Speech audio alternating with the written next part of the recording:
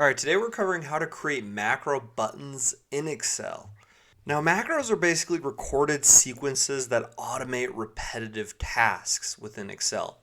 And you can record macros to save you time with something that you're doing a lot within Excel. So in today's example, we just have kind of a dashboard here with the total sales prices for 4 products, and then we have each of the sales data for each quarter at different worksheets or different tabs here. Now what we're going to do is create 2 simple macros right off the bat. So the first macro we're going to create is going to automatically take us to each of these individual quarters. Or for this example, let's just say it will take us to Q4. And the second macro we'll create is deleting or removing any data on the worksheet that we're using. So we'll quickly record those 2 macros and then show you how you can assign that macro to a button that you can press and select to run that macro. So you first need to know that you have the developer ribbon up here at the top. If you don't have the developer ribbon, simply right click anywhere up here, go to customize the ribbon, and then just make sure that this developer is checked, and then go ahead and hit OK, and this developer ribbon will appear. So to record a macro, we'll go up to the top here and select record macro.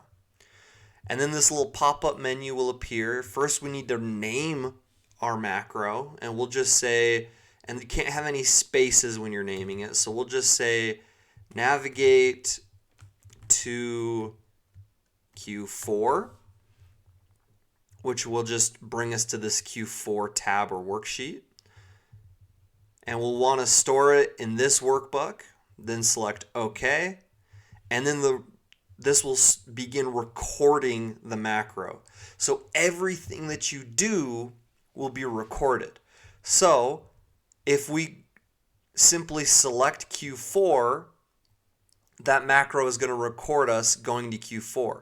And let's say we just want this cell to be selected and we want to go to Q4.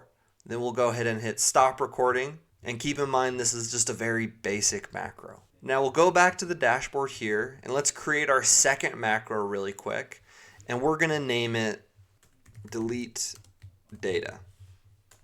And you can't have a space, so we'll hit delete data, this workbook, hit OK, and then everything we do is now being recorded. We'll select this entire worksheet, hit the delete key, and we'll actually even change any colors we have here. So just completely making this worksheet blank, and then we'll have this cell selected. We'll go back up to developer and then hit stop recording, and we will undo all of that really quick. And if we select this little macros button here at the developer ribbon, it'll show us the 2 net macros that we have created. So now we can create our buttons. And there are 2 ways that you can create buttons within Excel that you can attach macros to. The first way is, so make sure you're on the developer ribbon, go to insert, form controls, and just select this top left, this button here.